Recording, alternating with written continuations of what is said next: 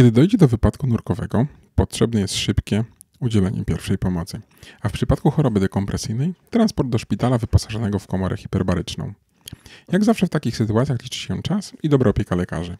Ale jak wszyscy wiemy, nie zawsze nurkuje się w miejscach łatwo dostępnych dla karetek pogotowia lub w pobliżu komory dekompresyjnej. I tutaj z pomocą pojawiają się specjaliści z lotniczego pogotowia ratunkowego, który jest w stanie szybko nieść pomoc w trudno dostępnych miejscach. O pracy w LPR oraz nurkowaniu opowie Tomek Sikora, który na co dzień jest członkiem załogi śmigłowca lotniczego pogotowia ratunkowego oraz przy okazji nurkiem zakochanym w koparkach. Podcast z podwody. Rozmowy o nurkowaniu, sprzęcie i eventach nurkowych. Kieruj się pod wodę. Cześć Tomku. Witam. Powiedz mi, gdzie ostatnio nurkowałeś? Takie pytanie na rozgrzewkę. Ostatnie nurkowanie około miesiąca temu Koparki Jaworzno. Czyli tutaj rzut beretem. Tak, jak najbardziej takie typowo śląskie nurkowisko. Dla tych, którzy nas słuchają, a nie widzą, to nagrywamy w lotniczym pogotowiu ratunkowym. Za nami jest helikopter, który przed chwilą przyleciał, jest jeszcze mokry, więc dosłownie odcinek na żywo, zaraz po akcjach pewnie i o tym będziemy rozmawiać. Z nami jest Tomek, który jest nurkiem, ale przy okazji pracuje właśnie w lotniczym pogotowiu ratunkowym. Przedstaw się, Tomku, co robisz, czym się zajmujesz, dokąd zmierzasz? Witam Was bardzo serdecznie, nazywam się Tomek Sikora, jestem lekarzem, specjalistą medycyny ratunkowej, na co dzień pracującym w lotniczym pogotowiu ratunkowym, gdzie z jednej strony jestem członkiem załogi śmigłowca ratunkowego, a z drugiej strony pracuję w dziale zarządzania klinicznego w centrali naszej firmy. Poza pracą zawodową, tak jak już wspomniałeś, nurkuję. Na razie o WD z kursem nurkowania głębinowego, ale staram się rozwijać w tym względzie również. Poza tym lubię chodzić po górach, trochę się wspinam. No i przede wszystkim mam cudowną żonę i 3,5-letnią córkę i to jest chyba moje główne hobby ostatnio. Córka jest z nami, więc może ją dzisiaj nawet zobaczymy, jak podbiegnie. Dokładnie. Bardzo się cieszę, że w ogóle trafiłem na lekarza, ratownika, który jednocześnie nurkuje, bo o tym będzie temat, tak? No tak, no powiem szczerze, trochę się domyślam, że zapewne będziesz o to pytał, dlatego chętnie podzielę się tymi moimi doświadczeniami z pracy w pogotowiu lotniczym, z pracy w systemie Państwowego Ratownictwa Medycznego, a z drugiej strony też z tego mojego nurkowania i rozwijania się w tym względzie. Super, tak jeszcze jedno pytanie, bo sobie patrzę na śmigłowiec, helikopter. On jest traktowany jako karetka, tylko że na płozach, taka i ze śmigłem, prawda? Tak, dokładnie. To jest taka, jak Państwo widzicie, żółto-czerwono-niebiesko-czarna czy szara karetka pogotowia, trochę inna niż te, które na co dzień widzimy na naszych ulicach. Jest to śmigłowiec, który na co dzień w bazie w Katowicach koleżanki i koledzy latają, żeby ratować ludzkie życie. I tak naprawdę latamy w 3-osobowym składzie. Jest to pilot zawodowy, ratownik lub pielęgniarz, tak zwany czach, członek załogi HEMS oraz lekarz. Z tego 2 osoby siedzą z przodu, oczywiście pilot oraz ratownik, który pomaga w nawigowaniu, w obsłudze awioniki śmigłowca, który pomaga w lądowaniu, w starcie, w ogarnianiu tego, co dzieje się wokół maszyny. Także po wylądowaniu jako pierwszy wychodzi, żeby zobaczyć, jak śmigłowiec stoi na płozach, czy jest to bezpieczne, oraz później zabezpiecza miejsce lądowania do czasu, kiedy zatrzyma się wirnik. No i z tyłu, tutaj za tymi przesuwnymi drzwiami jest miejsce dla lekarza i dla jednego pacjenta. To jest moje pytanie, skoro to jest karetka, to gdzie są te niebieskie koguty? No właśnie, tutaj jest o tyle dobrze, że ruch lotniczy trochę inaczej niż ruch na drogach nie wymaga niebieskich świateł, aczkolwiek jeżeli jesteśmy w akcji, jeżeli lecimy do miejsca zdarzenia, jeżeli robimy transport międzyszpitalny, to jesteśmy traktowani priorytetowo. Często jest tak, że samoloty muszą nam ustępować miejsca, ponieważ priorytetem jest ratowanie ludzkiego życia, a takie misje właśnie wykonujemy. No właśnie, teraz już lądujemy na temacie ratowania ludzkiego życia. Nam się kojarzy najczęściej nurką transport helikopterem w przypadku choroby dekompresyjnej, czyli coś złego się stało gdzieś na nurkowisku. No i właśnie to jest takie pytanie, czy to, nie wiem, my jako nurkowie wzywamy i dzwonimy na 112 i mówimy, ej, dajcie nam helikopter, bo potrzebujemy szybko do komory, czy Jak to się odbywa tak praktycznie? Bo tu jest wiele mitów z tym związanych, właśnie się z tym spotkałem. Dzwoń po śmigłowiec. Mówię, jak mam dzwonić po śmigłowiec? No, powiem Państwu szczerze, że śmigłowca nie zamawia się tak samemu, tylko jest to określona procedura. Przede wszystkim w momencie, kiedy coś się dzieje na nurkowisku. Wszystko jedno, czy jest to uraz, który zagraża życiu. Czy jest to choroba dekompresyjna, czy jest to inne schorzenie związane z nurkowaniem. Powinniśmy rozpocząć od udzielenia pierwszej pomocy, zobaczenia, co tak naprawdę dzieje się z naszym poszkodowanym, żebyśmy wiedzieli, jak najlepiej odpowiedzieć na pytania, które zapewne dyspozytor nam zada. Dzwonimy na 112 albo na 999, bo takie oba numery jeszcze funkcjonują. 112 połączy nam z Centrum Powiadamiania Ratunkowego, gdzie dyspozytor wypyta nas o to, co się stało, o adres, o nasze dane, a później przełączy nas do dyspozytora medycznego. Jako że te dysponowanie karetek pogotowia i zespołów ratownictwa medycznego, czy też śmigłowców, no jest dość specyficzne i tutaj będziemy już rozmawiać po przełączeniu z osobą, która ma medyczne wykształcenie, które jest dyspozytorem medycznym, już tak z sensu stricte. Co jest bardzo ważne, to to, że tak naprawdę dyspozytor będzie nas wypytywał o najważniejsze rzeczy. Natomiast wydaje mi się, że dobrym sposobem na to, żeby odpowiadać dobrze i sensownie na pytania, jest już wcześniej się przygotować. Na pewno te pytania będą dotyczyć tego, co się stało. Czyli czy był wypadek, ponieważ ktoś uderzył przy skoku do wody na przykład głową o podest, albo czy została mu uszkodzona ręka śrubą motorówki, jeżeli było to nurkowanie z łodzi. Z drugiej strony, jeżeli zbyt szybko się wynurzyliśmy na wstrzymanym oddechu, to też warto jest to powiedzieć dyspozytorowi, ponieważ dzięki temu będzie mu już łatwiej zdecydować, jaki zespół wysłać, co ewentualnie będzie potrzebne dla poszkodowanego. Bardzo ważne jest to, żeby określić, czy jest to kobieta, mężczyzna, w jakim wieku. Jeżeli mamy możliwość, to także już na miejscu zdarzenia dopytanie się, czy ta osoba na coś choruje, czy ewentualnie są jakieś inne przyczyny, które mogą doprowadzić do takiego stanu. Następnie musimy na pewno wiedzieć, gdzie się znajdujemy, jakie to jest nurkowisko, jaki to jest adres, tak żeby jak najłatwiej karetka czy śmigłowiec mogły do nas dotrzeć. Pamiętajmy także o tym, że dyspozytor medyczny będzie starał się nakierować nas, jak możemy udzielić pierwszej pomocy naszym poszkodowanym czy naszemu poszkodowanemu. Pamiętając o tym, że na każdym poziomie kursu uczymy się, nurkując, jak udzielać pierwszej pomocy, to mimo to pamiętajmy, że dyspozytor też nam tej wiedzy będzie udzielał, jeżeli w ferworze walki czy w nerwach czegoś zapomnimy. No i bardzo ważne jest także to, żeby pamiętać, że samo wezwanie pomocy to jest jedna rzecz, natomiast później musimy jeszcze zadbać o naszego pacjenta, naszego poszkodowanego. No dokładnie tak. I teraz powiedz mi, zadzwoniliśmy sobie na 112, nie wiem, dowiadujemy się, że przyleci po nas LPR. No i teraz znowu, że ja gdzieś tam zdawałem sobie Rescue Divera i w niektórych materiałach jest, że mamy przygotować lądowisko dla takiego śmigłowca. No i właśnie, jak to jest z tym? Czy my to dostajemy informację z dyspozytora, dobrze, wysyłamy po was karetkę, która będzie na śmigłach, i teraz co, mamy budować lotnisko, lądowisko? Jak pomóc wam, co przekazać dyspozytorowi? Czy my możemy jako nurkowie coś zasugerować, pomóc, przygotować, nie wiem, oczyścić teren, dostarczyć tam być może z tego trudnego nurkowiska, bo jak są jakieś, nie wiem, skarpy poszkodowanego? Co my możemy zrobić, żeby ułatwić tą pracę, no i oczywiście uratowanie człowieka? Przede wszystkim, jeżeli już na poziomie wzywania pomocy do dyspozytora medycznego wiemy, że jest to trudny teren, jest to jakiś, nie wiem, kamieniołom, gdzie będziemy potrzebowali technik linowych do tego, żeby tego pacjenta przykładowo nieprzytomnego wynieść czy przetransportować, powinniśmy to już wtedy zgłosić dyspozytorowi, ponieważ zapewne będzie wtedy zadysponowana także Państwowa Straż Pożarna, która ma siły, środki i umiejętności do tego, żeby w takich trudnych sytuacjach pomóc załodze medycznej w tym, żeby ewakuować pacjenta.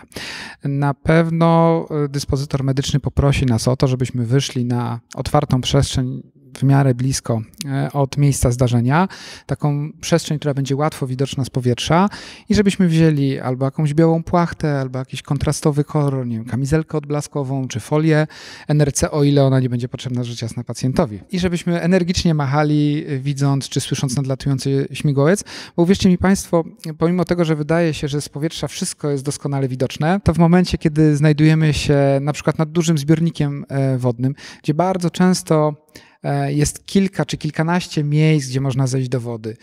Czy, no takie wyglądają podobnie jeszcze. Dokładnie, które wyglądają podobnie. Na plaży przy wodzie. Dokładnie, a punkt charakterystyczny drzewo. I rzeczywiście bardzo często takie energiczne machanie jakimś odblaskowym przedmiotem pomaga nam, żeby ukierunkować się, że to jest to miejsce, gdzie będziemy lądować. Natomiast samo lądowanie zawsze jest wyznaczone w wyznaczonym miejscu przez pilota, który kieruje statkiem powietrznym. To on decyduje, gdzie będzie lądował, to on decyduje, w które miejsce wybierze do tego, żeby przyziemić maszynę. Bardzo ważne jest to, że jeżeli widzimy, że śmigłowiec będzie lądował blisko nas, to żebyśmy się odsunęli, zabezpieczyli sobie oczy, tak żeby nie podchodzić do lądującego statku powietrznego, ponieważ bardzo często zbijane są tumany kurzu, pyłu, piachu, który może być też niebezpieczny dla nas. No i pamiętajmy o tym, że nie ćwiczymy na co dzień z załogą Lotniczego Pogotowia Ratunkowego. Jeżeli nagle gdzieś wychyniemy z lasu i zaczniemy biec w kierunku śmigłowca, będzie to rzecz bardzo niebezpieczna i dla nas, i dla załogi Lotniczego Pogotowia Ratunkowego. Pamiętajmy, żeby nigdy nie podchodzić do śmigłowca, którym pracuje wirnik. Między innymi po to właśnie czach wychodzi przed śmigłowiec, ilustruje to, co dzieje się wokół śmigłowca, żeby zabezpieczyć się przed takimi momentami, kiedy ktoś chcąc no jakby jak najszybciej dojść do tej medycyny, przekazać, że coś się stało, no niestety może stanowić zagrożenie dla siebie albo dla załogi lotniczej. Także pamiętajmy o tym, że to pilot decyduje, gdzie wylądować. Natomiast często też możemy trochę pomóc w tym względzie. Jeżeli na przykład wiemy, że miejsce lądowania będzie dość mocno oddalone, przykładem może być na przykład dawne centrum nurkowe na Zakrzówku, gdzie rzeczywiście trzeba było wjechać w tą kiszkę, gdzie było wszystko pozastawiane samochodami po prawej, po lewej stronie, no gdzie helikopter raczej by nie wylądował, to może fajnie byłoby, żeby ktoś wyjechał przed bazę nurkową, zatrzymał się samochodem i tam oczekiwał na załogę medyczną, którą będzie mógł podwieźć bliżej lustra wody, tak żeby jak najszybciej załoga mogła dostać się do pacjenta. Natomiast musimy pamiętać, że my raczej nie powinniśmy samodzielnie tego pacjenta transportować w kierunku śmigłowca, ponieważ raz, nie zawsze mamy doświadczenie w tym względzie, dwa, może być to trochę potencjalnie niebezpieczne dla pacjenta w momencie, kiedy nie mamy sprzętu, kiedy nie mamy umiejętności, a mamy tylko dobre chęci do tego, żeby pomóc i że czasem lepiej jest też z tym pacjentem poczekać, aż tak zwana medycyna przybędzie do nas i zacznie udzielać pomocy, przygotuje tego pacjenta i dopiero wtedy nastąpi ewakuacja i przeniesienie go do śmigłowca czy do karetki. Czyli generalnie to już super wszystko wiem, teraz rozumiem, że po wylądowaniu wychodzi czach, tak? Wychodzi czach, czyli ratownik albo pielęgniarz, staje najczęściej z przodu śmigłowca, patrzy, co się dzieje dookoła, no i czekamy, żeby wygasił się silnik, żeby zatrzymał się wirnik. W tym czasie, jeżeli tylko pilot pozwoli, jeżeli jest bezpiecznie, wychodzi lekarz, bierze podstawowy sprzęt i udaje się już w kierunku, gdzie jest poszkodowany, tak żeby jak najszybciej zacząć już udzielać pomocy naszemu pacjentowi, a ratownik dołącza do lekarza jak najszybciej się da. Bardzo często jest też tak, że nie tylko sam śmigłowiec ląduje na miejscu zdarzenia, tylko jest na przykład już karetka pogotowia, czy są strażacy i wtedy ta ilość rąk do pomocy jest dość duża, no ale przybycie lekarza i przybycie ratownika z pogotowia ratunkowego na pewno zwiększa możliwości i szanse na to, żeby jeszcze skuteczniej ratować naszego pacjenta. Czy ja dobrze kojarzę, że w takim razie w śmigłowcu zawsze jest lekarz, a w karetce takiej klasycznej nie zawsze? Tak, w śmigłowcu w naszej trzyosobowej załodze zawsze jest lekarz, natomiast w karetkach może być dwojako. Mamy karetki S, czyli specjalistyczne, mamy karetki P podstawowe. W karetce podstawowej zazwyczaj w naszym kraju znajduje się 2 ratowników albo ratownik i pielęgniarka, natomiast w karetce specjalistycznej znajduje się lekarz. Rozumiem, że już tam helikopter wylądował, przekazaliśmy poszkodowanego, to teraz to się praktycznie niczym nie różni od takiego klasycznego od pierwszej pomocy. Tam, nie wiem, jeżeli robiliśmy RKO, to przerywamy w momencie, jak nam lekarz pozwoli i tak dalej. Tu tak już standardowo będzie. Dokładnie, tu mi bardzo się podoba to, że powiedziałeś RKO. Pamiętajcie Państwo, że jeżeli przybywa załoga medyczna, czy to ratownicy, czy ratownik z lekarzem, to pamiętajcie Państwo, żeby w tym momencie nie odrywać rąk i nie przestawać uściskać klatki piersiowej, tylko najczęściej będzie tak, że jeszcze na początku będziemy potrzebowali trochę Państwa pomocy. Dokładnie tak, czyli w momencie, kiedy powiecie nam wyraźnie, nie przestańcie, bo my to przejmujemy i tak dalej, tak? Dokładnie. Jest tak, że my potrzebujemy też chwilkę czasu na to, żeby stanąć przy poszkodowanym. Bardzo często jest tak, że pierwszą rzeczą, którą jeżeli przyjdzie sam lekarz, zrobi, jest podłączenie defibrylatora, czyli przyklejenie elektrod do klatki piersiowej naszego pacjenta i w tym momencie to, że ktoś nadal uciska klatkę piersiową, no daje nam szansę na to, żebyśmy tracili jak najmniej czasu i żeby jak najlepiej temu pacjentowi pomagać. Czy w takim razie pomóc wam z przygotowaniem, nie wiem, poszkodowanego, zdjąć z niego suchy skafander, te wszystkie pianki, ten sprzęt i tak dalej, czy to sobie już sami robicie? Znaczy, powiem Państwu szczerze, że na pewno taka pomoc może dużo wnieść. Suchy skafander, no to przecięcie jego, czy jeszcze gorzej pianki, która jest mokra i przylegająca, no na pewno zajmie nam trochę czasu. Tylko pamiętajcie Państwo, że jeżeli chcemy ściągnąć suchy skafander, czy chcemy ściągnąć piankę, to powinniśmy być przygotowani też na to, żeby później zapewnić tak zwaną termoizolację dla naszego pacjenta. Ręczniki, koce, folie NRC po to, żeby tego mokrego pacjenta najlepiej odizolować od podłoża, bo pamiętajcie Państwo, że fajnie, że go okryjemy folią czy kocem od góry, ale najwięcej energii, najwięcej ciepła tracimy przez kontakt z ciałem stałym, jaka jest ziemia, dlatego warto jest coś podłożyć pod tego naszego pacjenta. No i na pewno to też pomoże nam i przyspieszy procedury medyczne. Pamiętajcie Państwo, że to, że zaczniecie udzielać pierwszej pomocy, da nam na pewno większe szanse na to, że stan pacjenta nie będzie gorszy, tylko wprost przeciwnie, będzie nam łatwiej go ratować. I teraz tak, skategoryzujemy sobie takie, tak powiedzmy, klasyczne wypadki, nie wiem, złamana noga podczas skoku do wody, nie wiem, nurkowanie, rozcięta i tak dalej, to rozumiem, że potem zabieracie go do takiego klasycznego szpitala, lądujecie gdzieś w okolicy i tutaj no po prostu, tak? Tak naprawdę badamy pacjenta, staramy się dowiedzieć, co temu pacjentowi jest, w jakim jest stanie, jaka pomoc jest mu potrzebna, czy wymaga jakiegoś wysokospecjalistycznego oddziału, czy wymaga może najbliższego szpitalnego oddziału ratunkowego i później w porozumieniu z dyspozytornią medyczną udajemy się w wyznaczone przez dyspozytora miejsce, ponieważ dyspozytor bardzo często ma wiedzę na temat tego, gdzie są wolne siły i środki, gdzie możemy się udać. Pamiętajcie Państwo, że też czasem zdarza się, że na przykład latamy w innym regionie niż ten nasz na co dzień. Ja na przykład latam na co dzień we Wrocławiu, a dzisiaj gościnnie jestem tutaj w Katowicach. I bardzo często ja jako lekarz nie mam takiej super wiedzy na temat tego, gdzie jest szpital, gdzie jest jakiś oddział. Natomiast tą wiedzę mają dyspozytorzy medyczni, którzy ta ich pomoc jest nieoceniona. Dodatkowo dyspozytor też może powiadomić szpital o tym, że lecimy z pacjentem.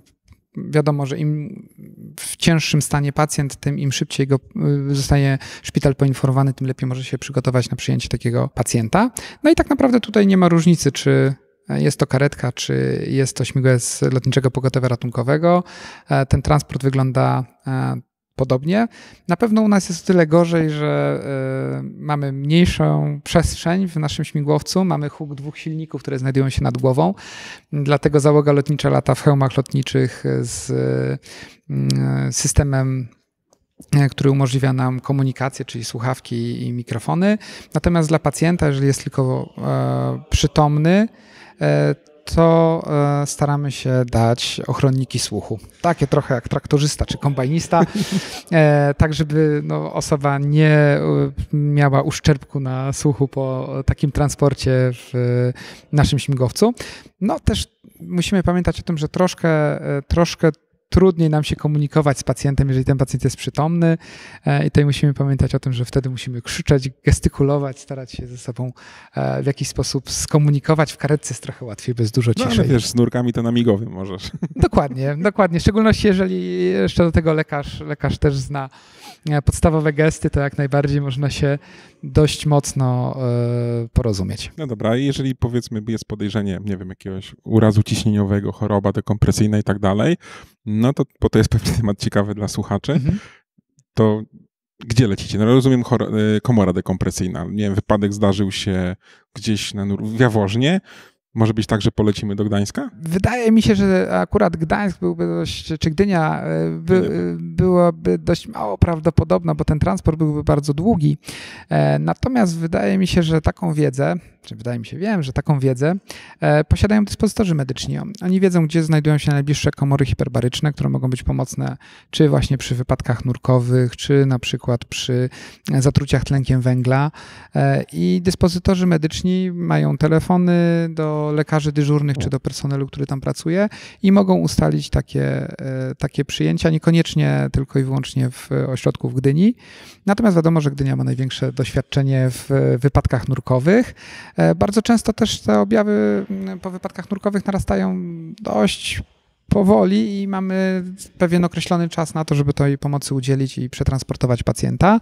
Natomiast na pewno ważne jest to, żeby już od samego początku jasno powiedzieć, że na nurkowisku miał miejsce wypadek nurkowy, gdzie istnieje podejrzenie, że będziemy tej komory hiperbarycznej potrzebować. No tak, czy w takim razie warto dyspozytorowi przekazać informację, że to było, nie wiem, 3. nurkowanie tego dnia, 4. być może coś na komputerze zapikało, że nurek zrobił błędnego i to pewnie da czas na przygotowanie jakiegoś planu ratowania czy leczenia takiego pacjenta. Jak najbardziej.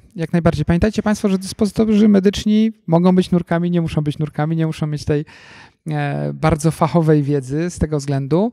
Natomiast na pewno sama informacja, że był to wypadek nurkowy, że było szybkie wynurzenie albo że nurek po wynurzeniu nagle poczuł się dużo gorzej, miał uczucie duszności, które się nasilało z niewydolnością oddechową, na pewno zapala już lampkę, że tutaj będzie potrzebna prawdopodobnie komora i bardzo często jest tak, że wtedy też my jesteśmy dysponowani.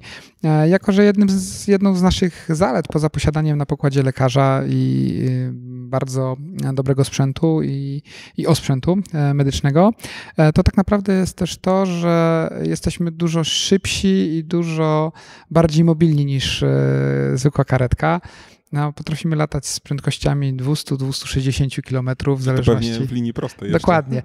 Tutaj nie zawsze, bo są tereny, gdzie musimy je omijać, typu nie wiem, na przykład zakłady chemiczne czy jakieś zakłady zbrojeniowe, gdzie nie możemy nad nimi przelecieć. Natomiast powiedzmy sobie szczerze, że jednak najczęściej jest to linia prosta i te prędkości plus kreskowość naszego latania doprowadza do tego, że rzeczywiście te czasy w przypadku porównania nas do karetki pogotowia, nawet takiej pędzącej na sygnale, zdecydowanie wypadają na plus w stosunku do nas. Dodatkowo też powiedzmy, że jakby obecność lekarza, w szczególności dla tych pacjentów, którzy są w najcięższym stanie, pozwala bardziej zoptymalizować ten transport i ułatwić ten transport. No i przede wszystkim mniej trzęsie pewnie niż w klasycznej karetce. No tak, jak najbardziej. Natomiast czasem zdarzają się też turbulencje i można trochę polatać w śmigłowcu. Między innymi dlatego każdy w załodze lotniczej ma zapięte pasy 4-punktowe. Pacjent na noszach ma 3 pasy, 2 pojedyncze na nogach, na biodrach i taki 4-punktowy na klatce piersiowej, który przechodzi przez barki i poniżej kończyn górnych, tak żeby jak najbardziej był stabilnie przymocowany do noszy, tak żeby nic mu nie zagrażało przy na przykład szybkiej zmianie kierunku, jak na przykład gdzieś przed nami pojawia się ptak, albo w momencie, kiedy musimy zmienić kierunek lotu z jakiegoś innego powodu, na przykład zmiany pogodowej. Od razu mi się nasuwa pytanie, skoro bezpieczeństwo, to czy pacjent albo wy dostajecie spadochrony, czy... Nie mamy spadochronów. Śmigłowiec ma takie pewne właściwości, gdzie bardzo często przy wypadkach można ratować się tak zwaną autorotacją, kiedy już blisko ziemi śmigłowiec potrafi wyhamować swoją prędkość i zminimalizować skutki tego, co się dzieje. Natomiast pamiętajmy też, że jak każdy statek powietrzny, jakaś doza niebezpieczeństwa w lataniu zawsze była, jest i będzie. Natomiast tak jak w całym lotnictwie, Lotnicze Pogotowie Ratunkowe bardzo dba o bezpieczeństwo, bardzo dba o jakość usług, także tych lotniczych. Mamy wysokiej jakości pilotów, ratowników i pielęgniarki, które potrafią pilotowi pomóc w obsłudze awioniki, czy w nawigowaniu, czy w locie śmigłowcem. Powiem Państwu też taką ciekawostkę, że ratownicy i pielęgniarki w naszej firmie wszyscy są przeszkoleni do tego, żeby zastąpić pilota. W momencie, kiedy pilot ma pewną niedyspozycję, stracił przytomność, zasłabł, nie może dalej kontynuować lotu.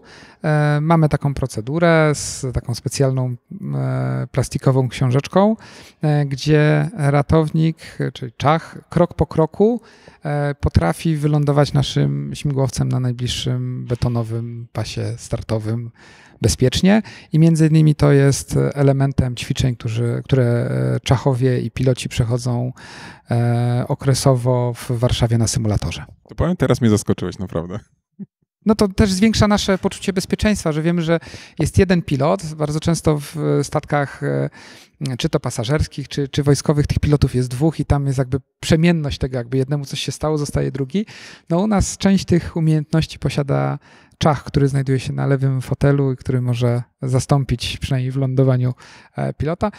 Odpukać nigdy nie było to potrzebne i oby tak odpukajmy i oby tak zostało. No to naprawdę bardzo miłe zaskoczenie i fajne. A właśnie, to jest teraz pytanie, czy przekazujemy komputer nurkowy, na przykład czachowi czy lekarzowi?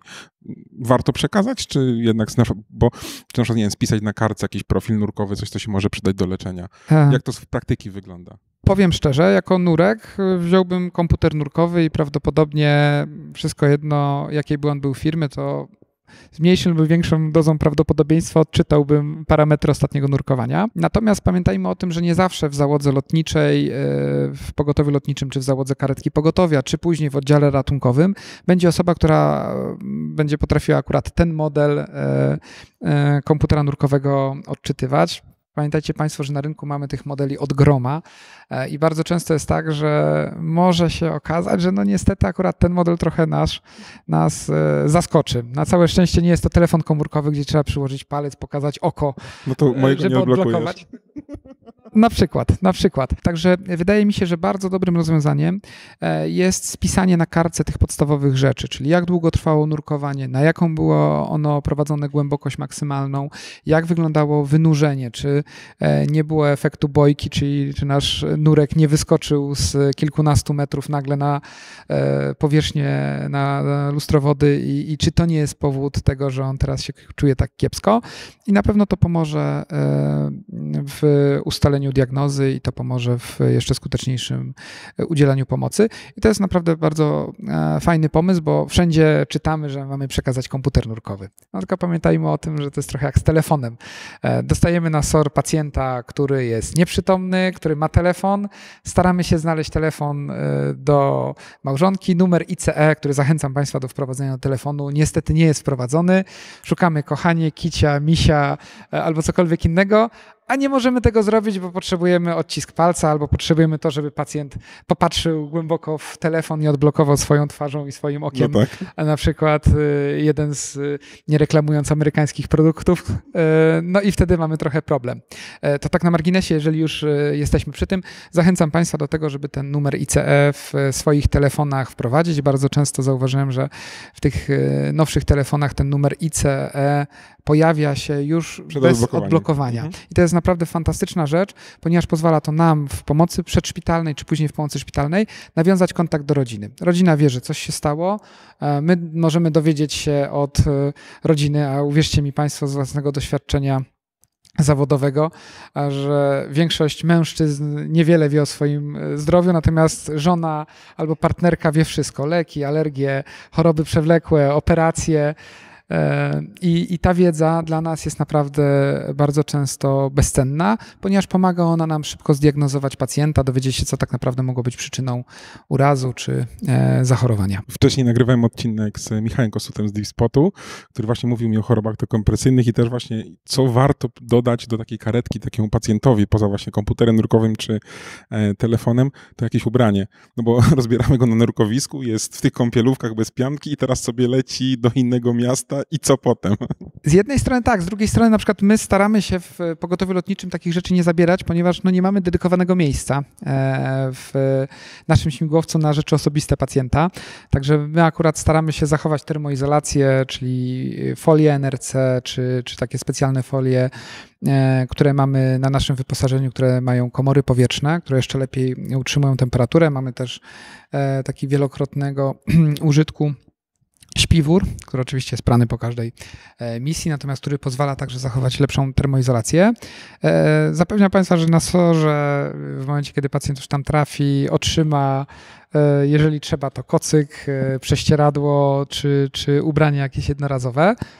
Natomiast na pewno, jeżeli tylko karetka czy zespół karetki na to pozwoli, to można takie rzeczy przekazać. No tutaj pamiętajcie Państwo, też dużo zależy od stanu pacjenta, bo jeżeli pacjent jest głęboko nieprzytomny, to raczej te rzeczy mu potrzebne nie będą. Natomiast jeżeli ktoś rzeczywiście skaleczył się tylko w nogę, bo gdzieś tam nurkował na jakimś starym wyrobisku i rozorał sobie piankę albo suchara i nogę przy okazji i w tym sucharze nie utonął od zbierającej się tam wody, tylko wypłynął, no to taka osoba po zaopatrzeniu chirurgicznym z dużą dozą prawdopodobieństwa opuści ten szpital i rzeczywiście wtedy takie ubranie mogą się fajnie przydać dla tego pacjenta. Powiedz mi w szczególności jeżeli jest z drugiego końca Polski, bo na przykład przyjechał nie wiem, spod Szczecina na Koparki do Jaworzna, żeby tu zanurkować i cała rodzina jest tam, a pacjent trafi tutaj do nas na jakiś śląski albo zagłębiowski SOR. Dokładnie, jeszcze go gdzieś helikopterem wywieźli. Nie? No otóż to właśnie.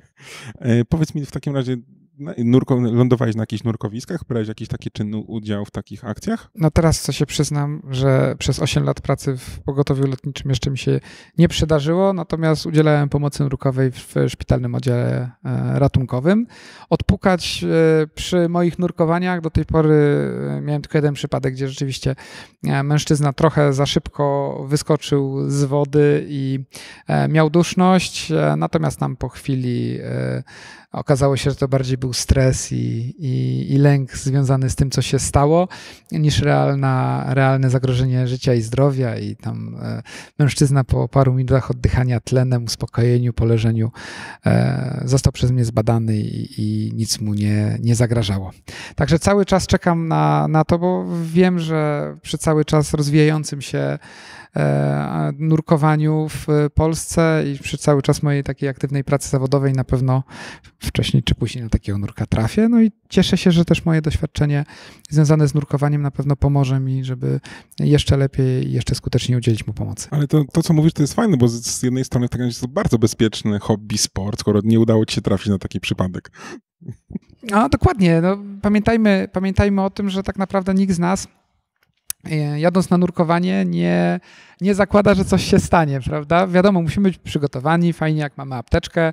Dobrze, jeżeli wiemy, że na nurkowisku jest butla z tlenem, z maską, tak żeby można było ten tlen podać pacjentowi w momencie, kiedy będzie tego wymagał.